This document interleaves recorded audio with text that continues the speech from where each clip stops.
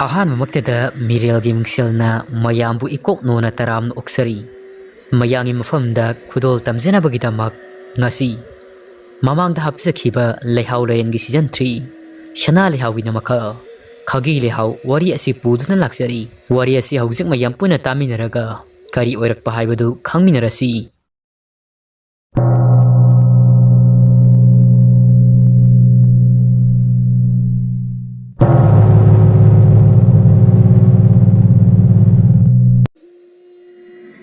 Leisna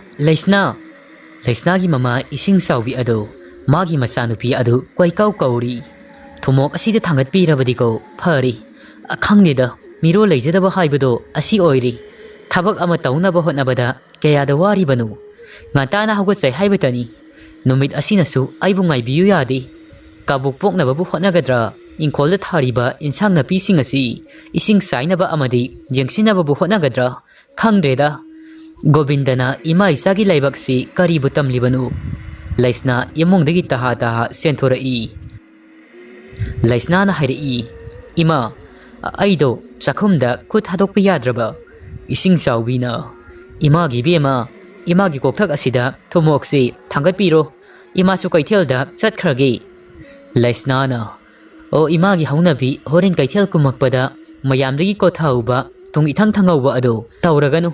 Ima karangana halaknaba tawko aisu konungda chatkadabani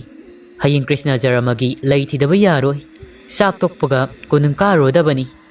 Leisna gi wadu tabada mamana hairi hoi aisu ngana halaknaba tawgi ado miwa tadanaba honajau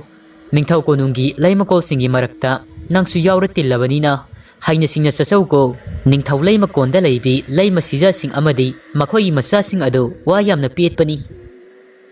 Ising saubi amadi Leisna mama masani mamana khoiraman kaithelda kabuk yoli aduga mahagi masanupi Leisna asina konungi leimakol singi marakta ningthemnubi haibado oiri ningthau konungda leibi mayamadugi thabak taunaba pakhon chatnabani matam masi maning tamba ningthau panba Manipurni adubu Englandagi lakpa East India Company na British na lauksingadabagi miding sangba hauraklaba matamni Lan thumda mitaba lamloi sandokpa lakpa British na midyang sangba hauraklaba matamamani matamgi nungsit asina asaba silaklaba matamni ising sawi adu ngangkai ngangamlaga kaithel chatkhrei Leisna adu mamana chatkhiba maikai aduda mamit kuptana yengjai mama su hingnabagi damak wajarabani lambi thibada khoiraman kaithel asida kabok yolibani Leisna adu imungda changkhri sak thongduna maki safam thokpa adu saraga ningthaugi konungda karakli ngasidi konung adu irang langami khara khajik thengdokri Leisna adu nahange konung yawu matam maduga hairobadi konunggi ningo lakpa adu lairami ningo lakpana kaidawri bema ngasidi thenglok-labadi nahange lakpa matamdagi Leisna na o ngasidi thengdokri yumgi thabak asinba khara leibana ningo lakpana mayamnadi nang laktrena somda mayamna nang lakpa ngaihaurabani laithiba satpagi hayeng Krishna jarmagi laithibado Leisna na hairi phagani angamba aisu mayam marakta amukti yaujarukige asi hairaga ningo lakpa adu nathairamlaga Leisna adu laimakolde yaurakli hek yaurakpaga maga sapmanabi ningthemnubi Satapriya adu mabu ngaiduna leirabani laiyendai paiduna Leisna lakpa ubada laiyendai paiduna prep chenthora-i Leisna su mahaki laiyendai ama topna pai aduga makhoi ani adu laithiba konungdagi thora-i Leisna ga Satapriya ga makhoi ani adu luna tinajai Satapriya na hairi ibema nang ngaibada aidi mitka chokthari nang lakpa ngaibada koyeng yengbada laithiba chatribra asi haiduna Gobindagi lai seba sangba agya busando mahak hangbada loirabani aduda aina nang laklaga oina chatlagi lai adu puna thiminaragi asi haiduna khumkhrabani khangba lakpaga ngamdeda agya busangi sakri sidiko Leisna na aido ngasi khara thengdokhraba yahaudo adunani ngasidi ayukta imagi kabok pokado yauringai ani adu satna wari sanaduna laithiba lai laiyendai adu painaduna Satapriyana hairi yengu ita adagi sagol thawa malesi British nupa si phajadra sangom dawne hek ngauradana laisnana Bishnu mina taraga nangbu phajana haina royi Satapriyana hairi migi mi sakmanaida bap habiruno aina haijabadi magi kuchu asi kalaktuna haijabani ai mabu pamba nungsiba aniya sigi mityengda yengkhiba laiti ngasi laisna amadi Satapriyana lai polang paithuna khwaya school lambi da satpada males nupa ama hek thengna ruri matam asi England gi Maharani Queen Victoria gi masa masu British makai Manipur da lako matamni ngaurok ngauba chung phiran saba masak matau fajaba changkhon ba malesing ado Satapriyana kalaksai adubu malesing asi matam adugi satnabina chokpa thengbada mangi singi haibagi wafam amasu lai Satapriya glaisnaga ado ani adu laithiba lakpa ado British nupa adunasu urami karimatadi hainadi Satapriya di khajik irang kaithel pubini British masa aduda misi thoklauna khasili aduga hanna yengduna lambi satli lambi dudagi khara khajik chatlaga laiko lai satfam ado yaurakli lai hauriba inkol ado nongthongbanggi haiko laikol ni makhal makha kayagi hairang lairang suna satlaba laikol ama nongthongbam laikol laisnan hairi kainege ngasidi laikhal sunaba hek satli hayengdi Krishna jarmaga oiri lai haibasi laitega haiba yadeko lai budunani laikhal kayagi lai mayam ama fugaina satuna lairamlibasi Satapriyana hairi konungi aiga busannadi layendai ubada haraubana loirani horendi Gobindagi hairukto khara yamna pirakpa soidre laisnana wari nungairi ngai miwataba soiroi aikhoigi hekpham thokpa lai ado heklaga horen ado thaba khara nganna loisilaga yum hanaba tauksi Satapriyana hairi laisna yengo serai na ngaksangang satisi mamang pukri manak asida as kari ko phasanigi side laisnana lai haibasidi pungning sumatnabani haibado chummi satlingai sida ining tekai heorasi Gobindagi khoya thambalda yaunaba Satapriyana hoi heorasi asumna ani adu nongthongbamgi haiko laikol dudagi lai hei kabok lai malika atar gulab kundalei takhe lai hau makhal suna hawi nongthongbamgi inkhol dugi nongpok thangbada Khagi Leihao angangba amadi angauba tonga na pambi asauba anikhak hauriba ado laisnana mahaki mamit aduda hek urai laisnana as aidi yengbu yengsiludi ita yengo kasinchida Khagi Leihao pambi asauba anikhak lairangna phugaina laisa tamlibasi angangba angauba masugi tongan ba ani oiramali tauribasi onthoknasu phajakrida Satapriyana hairi makong sidasu ken tuna kaya ama akoibasida tariyi aiga busan oirabadi laising asi ubada wantha khragani laibari aikhoidi asiguma tanja asi lemna manganba yadi Sri Jut Maharajna nongthongbamgi tonjau inkhol asi khwaya school da highlight thanaba haituna inkhol asauba ama pituna lakhibani lai thabada khut thumba tonjau maming chatli tonjauna maki laikola sida maning tamna Gobinda amadi sana konungi damaktadi laikola sigi thong asi chauna hangdoktuna thammi adubu misam amattana maki ingola sida changlaga lai hekpadi yade laibang ningthaugi topna khwaya school sida thamba laikola mani laikola sida hauriba Khagi Leihao pambi ani asi laikol sigi top pa magun namani laikol sigi manungda chauraba pukri amasulai pukri asida tharo thambal tharik tha kaya amasu marang kaina laisa tammi laikol sida laibari haibadi laithibi sana konungi pakhole oina nauna thau punbi Satapriya amadi laisna adu yamna nauri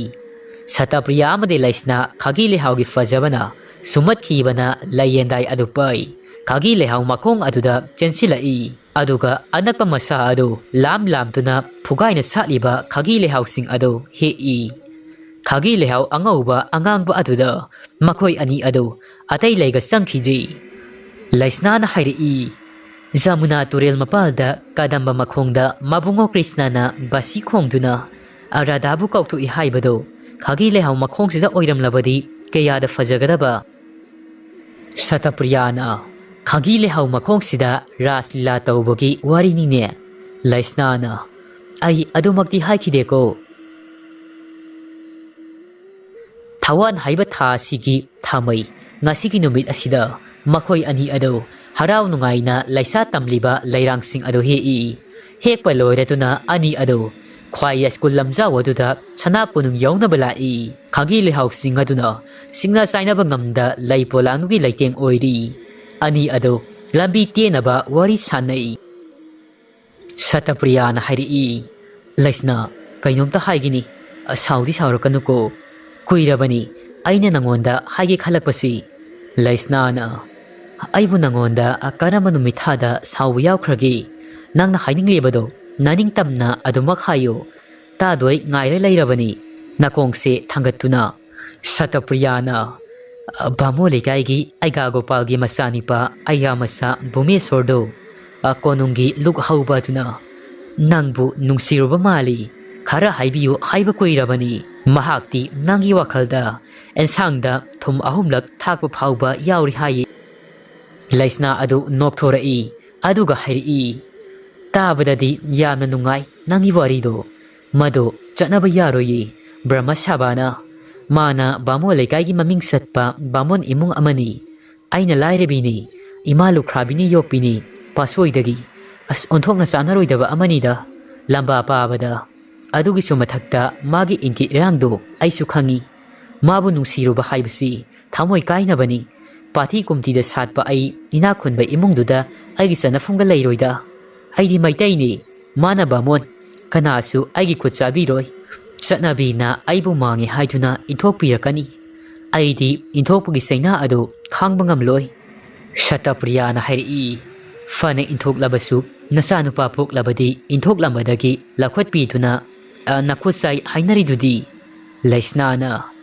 as madu oibiyaroida ita Isa nupa poktraga hayengwai nupi miyam poklaga kamdauba punsi suppa mirai birakpado as inthopi bagi chainado soidana fangani ita Satapriyana hairi aidi aiga masadudagi lona kher pakora kaya amasu nang hainabini haithuna chatho uri as soidana yahange haidana haujikpu aibu kamdaudoino taurisibo asaruba mayamdo soidana singa ohaiba tari Laisnana hairi Taungambi Srijut Maharashtra Arabadi soidana wathok oiragani phajana lemna haidokho dharmagi langdaida punsi supasi maisak phangadaba Laisnana pamdi khara haibiyo Laisnagi wadu tabada Satapriya kharadi nungaijadi adubu asingba amadi aigya masagi mafamda hairagi lepli makoi ani adu leptana lakpana sana kunung yaurakli laising adu phajana sem sari Ngasigi hayengi haidana Govindagi Sandhya Arti nangnaba Layandai masa amada tongana laikal khara haptuna Laibari ani ado Govindada panglai Aigabu sansu makoi ani lakpud ubada harauzai Laikolgi lairangna yendai thanna haptuna Govinda karaklaba aduda Aigabu shana hairi Fajareda Khagi Leihao mayamasidi Ibungo magi suron khada katlabadi Kayada penbiragadaba Pina haiba ibungo mahakna Ngasidi aigyana nakoi anigi hairuk khara yamna pigani aiga gukulana amuk matang aduda yaukselai aiga gukulana nupi majani sidi leithiba yamna hai sanakhyagi mama maharani na urabadi penjaragani haina numit adu tarakpana Sandhya Arti ki kangsi makholna Govindagi laisang amadi konung aduda pungnin nili Haiman Laiman oina laida katpa Khagi Leihao amadi hairuk khara amaga makhoi anida topna makhoi gi hek purakpa khawmasa aduda hapi ningthau leima kol aduda kumnong khara suram laga makhoi ani ado mayum maikai panglai Laisnana sagol banda amadi Satapriyana langthabal maikaida matamnadi khamba yade sakhibana haujikti pungmam mamli Thong nambolbi yawada Laisna ado Maman hek pamba kaithel pohum aduda changlubada Mama di leiramdri Karigumba kanda mama masa ani ado punna mayumda halakminabasu hek yawi. Laisnana imadi kaithel polaktasu leiramdri. Kamain tawribano ngantana hankhrazatla nahan ngaiti kasu natrabada thengpau leibani. Aduga ngasina ngantana halamnani ainasu nganna halao haigiba aduda kaidawrani ai yum tana chatlagi konungi thabaksu soringaida thengdokri ipang kanasu yawda ai thanta yumda hanbatai yum yawnaba prap chatpana pharani pangtheng thingbasu oidri kaithel kumakpa aige lambi punba khara aduk thengnaganida asi khalladana laisna adu khoiramban kaithel-dagi mamai nungsuk on sagolbon maikei adomda mayum paso yawnaba prap lai laisna saksu lamlabani Govindagi hairuk adu sana numidang aduda mayum yawnaba lai leptuna asum lakpana sagolban thangapat yawrakli mapa adu yawbada maki masa adu wabuna felauri ngaihak thangapat mapalabuda potharami misu khara di adumak satnari laisnana Bijaya Govindagi thangapat mapa sida sisilakliba nungsit asinaga mahile nungaiba ngaihak pothakigeda misu khara di satnari amakhoi miyam satliba marak sida pasoigi mi khaisu kharadi yawrungani ngaihak tum pothakigi kalap kasi yadri sopthari thengbadi tapna thengjilaklabani laisna adu ngasidi masa adu thawa isa sadabadawna tawi ngaihak potharaga thangapat adudagi amuk makhong thangba horai asum lakpana tera kaithel dagi tera wangthonbi dagi chatna takel yawrakli takel pat mapa sida pathi komthi amadi pat marang kaina leibana langol amadi lamfel adom dagi sisilakpa nungsit aduna laisnagi masada yaibada laisna adu lamsang lakpagi awabaga choktharambaga loina fakhri laisna adu takel yawrakpa adwaidani nupi phingau inbi ama chatliba adu urai nupi aduna maki mamangda khara laptakna satli mana takel mapa yawrakpa adwaida ngasai magi mitmangda satlamba maikei puli khanjeramba mayam adu amata ukhidei laisna maki mamitta nupi adu nattana atei kana ukhidei thengna thengzilakpana sukasukli takel dagi langjing yawbulambi asi aduna satpada khudong khara sadi nupi asigi tung ilawragi sapchana khankhri laisna adu masaksu khangnadabanina mabu he kauba asi as kharadi khautak saida isung imanabi sahi lenga manabi sunati lambi tensinaba wari sage haibasu hoida hai tumina adum maki matung inaduna chatpa haiduni laisna adu asi khaladuna nupi adugi matung tumina adumak inarai maki mamang thana nupi adusu leptana satli asum leptana lakpana langjing yawrakli langjing yawrakpa aduaida nupi adu chatlambadagi chaplepkhri magi mityeng aduna yamna nungsina makoi nungol singda yengi nupi adu mamaisu awang onduna langjing leiba adomda kakhatkhri laisna adu madu ubada kainoni masigi nupi sibo langjing asida mathanda kari sibo langjing singa somdadi laifam yamna kalli haiduna misu lainadi yumsu tanadi aduga karigino mahakna loibi singdola sitamna kakhatli sibo mi oiramoida masi laisudana oiramgani aise lawna phari asi khallatuna laisna adu hanna amuk yengamdana mayum yawnaba govinda sonduna selai ho ima ai siramnida lai ongnaduna numidang sida mathang manau thengna mamnaga hanba yaba nati thasigi matamga oirakli thawan thagi sidarakpa matamga oiri awaba ama haibuda oiri ama matheng satpagi khudong sadabaduna laisna adu sor thabet chelakpana mayum yawrakli konthong sai adu satoktuna mayumda sensilai asumna sensilakpasida mangol yawbuda ngairi mangol masi amada phangwei thalaga ibemsa amadi radhika adu mamita pirang sinthaduna domina famduna leirami kharaga pakatna thawai namda poduna selakpagi mihul marak aduda mangol aduda ibemsa amadi radhika adu famduna leirambada ubada mahaki mihul adu amuke hen hengat khri mahaki mama ising saubi adudi laibusu udri Laisna adu mihun tonganba amasung I mamit oi thangba adu fauba chungkhalai Laisna na hairi ine aiko imungda kaido yaugi Radhika na Laisna nang halakpa ngairamini Laisna na kari leirege ine ibem sana finger kinu ibema taptha ko Radhika na ibem sa hayobana farani aiko ju thengina bani asum ko thaduna leirabadi ibem sana hai krasirani aibo Laisna na kaino ine singna hainari sibo aidi gyan ga amada tadri ibem sana hairi Radhika khangdoi leirabani hauji khangdrabasu hayeng adum khangdraba hayobana farani tumina laisilanu Laisna Radhika amadi ibem sana hainariba sing adu taraga mihul suramdi yamna langtaknaba amadi masada fauri ine ay yamna langtaknari kaido yauragi asingbaduda haibiyo Radhika na aibo haikrasirane hoide hairageda Laisna noina mado o ngasi numidang oiram nupa amada senkhri Radhika gi wadu tabada Laisna adu kokthakta atiyamana na tharakpadawna masada fauri Laisna mamitagi mapina isel oina senthari milu napu maduda thingbangam drabapi makholdi thokti saram adu fungalai khawri saram adu krak laksin bedawna Laisna adu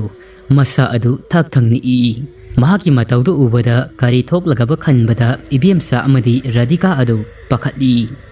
makoi ani adu prap Laisna gi manak tamna sensilai amadi Laisna gi asawba adu fathabi Laisna adu makoi ani sangduna mahaki asawba adu fathanaba hotnajarabasu masa adu phungat khibaduna lekthakri laimai aduda wakhal taduna laikri makoi ani sangduna Laisna adu lawai ising thaduna laknei ngai hak leiraga Laisna adu wakhal tarai Laisna adu kapna masilda ashumna sholai ine aigi mapoksi onthokna thinasu tamidako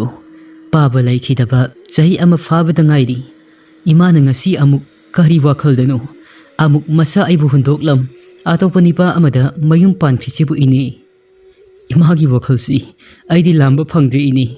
aibu hek pok libi ima mahakna asiguma tahabada o mangolgi masak oiba wari sibu aina karamna khangaga laigadabano ine ngasidagi isilasina ima haiba fajakraba mingtholasi amuk hana kawba fanglaroiko kayada fatkidrabano ai laibaksi ima nangi thamoido kanmaliko ibem sana hairi Laisna aikoi ju khangdi ina mana lauriba phirepsi asumna tarokani haibadi aikoi di khangbana teda maga kaithel kaminabi punna phaminabi salam ibesna do ngasaido laklaga aingonda paw tamlamlabani nungthiladuda ibemsa ngasai ibesna na liamba wari adu tamnami ibesna adu taha selaktuna ibemsa gi manakta lai nungthil gi matam maduda isi nakhoi inama ising sawido samurong nauremdagi nipa pakang amada chenkhri kuirabani nipa aduga mari leinaba aikhoisu chapchana khangbadi natti praman oibi yaba amata sulaiti mana nipa aduga mari leinabado phagi oi kai oi chindadi pangangda ngangnai panghai da hainai adubu makoi anisi asumna sen chongkhini haibadi aikhoidi khangludi ngasido makoi ani senkhri asi haithuna wawa launarei tadado hek laikhidabadagi madi pakang aduga adum asi hairaga ibesna adu wa makha tadi ibesna yenglaga hairei kaino masali sabi pharaga mana tawrisibo mahaki sei matang siga inama nangse onthokna wakhal thelidako nasa Laisna gi damak khajik phauba khanthadedako nasa nuksiba masak khangdaba asmama haibado nang oiri Laisna wari adu tarobadagi hikna kappi kappa yaba pina kappi Radhika su chak thongi Laisna hoigi sakhum aduda Laisna adu them nauduna chak pijari matamdi asum thangsilai Radhika na matamse ayoramlani anangsu konungi thabak marang tawrubada waram lagani tumnaba tawroi bema Laisna na hoi ini ado ine hoisu yum halaga pothabiro aisu adum ithanta yum masida lehauragi ibem sana Kaino nang mangaurabo nang nathanta chawkraba inkol sigi manung asida saribi yumjaw sigi manungda nathanda leiba nungai gatro kiroidra haibani nangbo Laisnana ine kanabu kiroidoino da ine ai lai ki di ai miyam na ki ine Laisnagi wahai aduda ibem sasu wa makata di Radhika na adu oiragana thongsi chena lonsillaga tumhauro aikhoina sange leke haibusu yadrabanina akibu kidrabadi phare Laisna anani hoisu sanaba tawragi nang thongi poronse chena lonsil hauroko Laisna na hoi ini Laisnagi mapaga pongminaba masal nupini Radhika amadi ibem sa ado khul asimaktada mayum pali amana mamang leikaida aduga amana maning leikaida pasoigi mani ani ado Laisna budi luna tawzai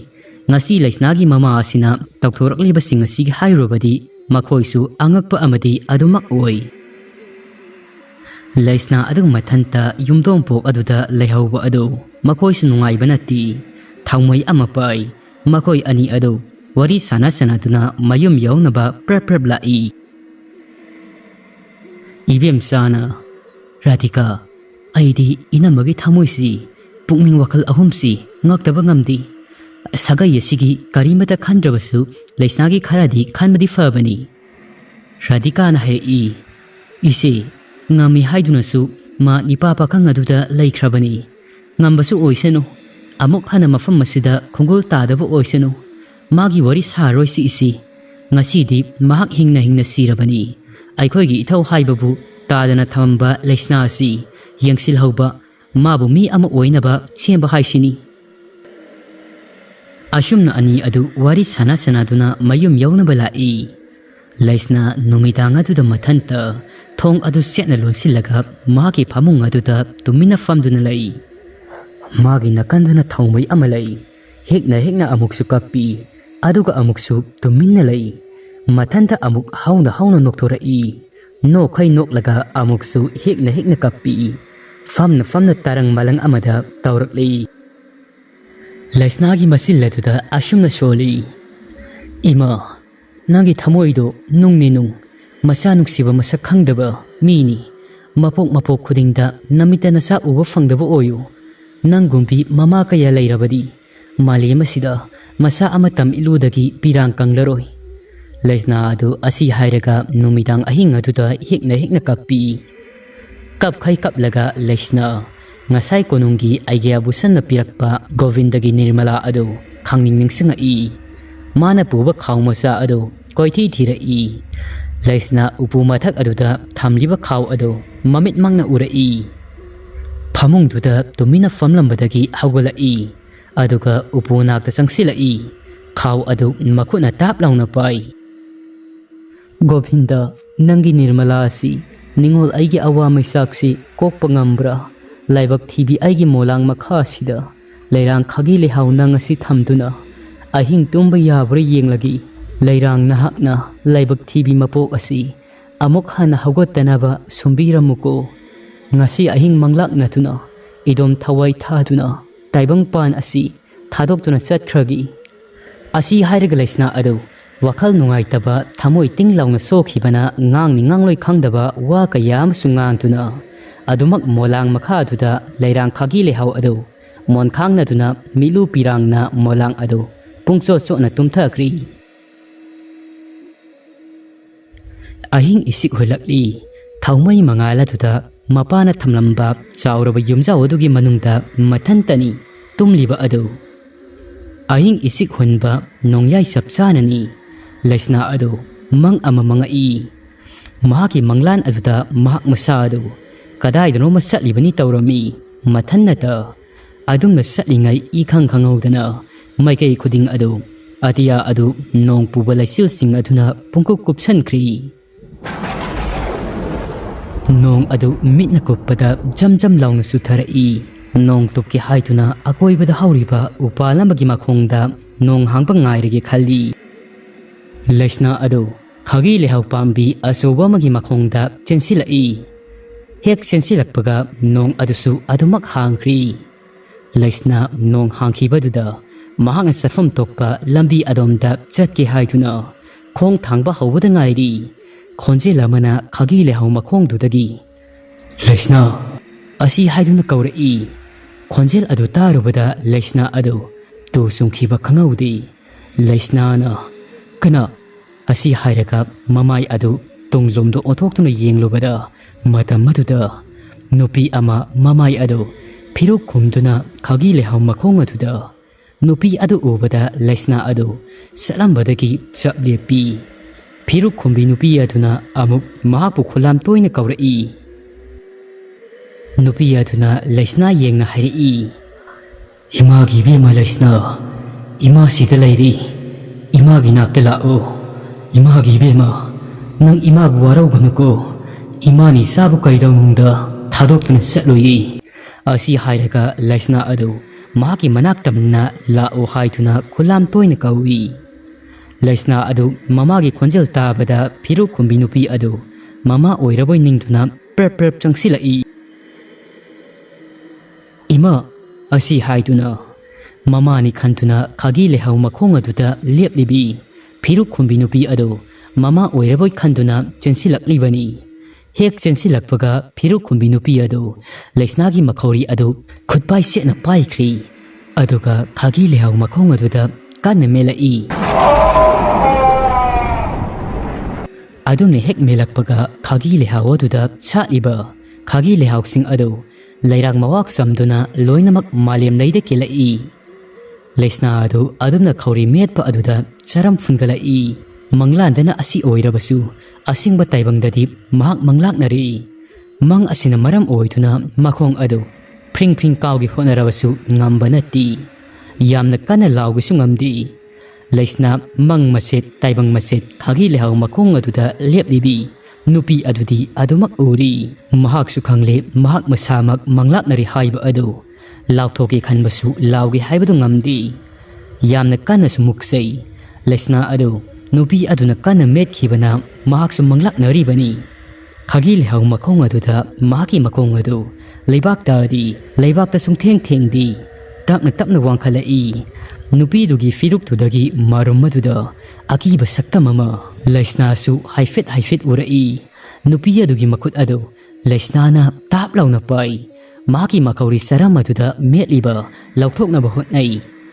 yamna wana nupi adugi makut adu nanthorakli adumna tawba aduda taibang wakhal tarai Leishna adu manglakna ba fari nupi dugi makuttagi nanthorakli mamit ani adu tamna fangthorai masa adu humangna pungso soli makauri saram adu paiduna yengi wakhal tarakpada kadugi manung aduda musi thanba thaumai gi mangala aduda mahak natana atai kana udi Leishna gi masa adu ahing aduda to khyau chungai ngasi ahing manglak naribasi mahaki punsi gi ahan bani amukta sum manglak nakhiba natri ngasi manglak naribasi gumna kari mangno aina mangluri sibu nongthongbam inkolda hoba khagi leihao makhong aduda lepliba nupi ado kanano kaigino aina manglak nari sibu ngasai tumlamdaida manglak nathuna sibu oizagi hasi haiduna nirubaduna tawribra ha khangdrida adubu aidi imana hundokpiram labasu ipana thambiramba yum inkolasi leptuna minok sawa taibang panasida hingkhigani mamana mabu hundokpirambagi saina aduna maram oi Leishna adu hojikta manglak nakhiba akiba faukhiba adu pungkaw kawkri masa aduda chainatana masing khangdana yongkhibana masa adu wakal amada tawduna laikri isik hunba ahingi matam aduda mikap tholokpa aduna tumthaba yaramdi maning on mamang on amuk tawduna lai hayingdi Krishna Jarmani ngantana konungka daba yadi thabak yami thamoida saina fangi haidunasu thabakti kadaba yaroi Leishna adu wakal khana amuk tumthana bahotnai ahing adu maktada Leishna adu wakal khallingai makhoigi ingkhola duda huran basanglai afang ba phosai amata oirabasu huran gi haiduna lakpani yumdom pok oi kai oi tauba labuka tainana leiba chawraba inkonga oiri mina mamit yamna sawi ngasi ga hingasida huran basina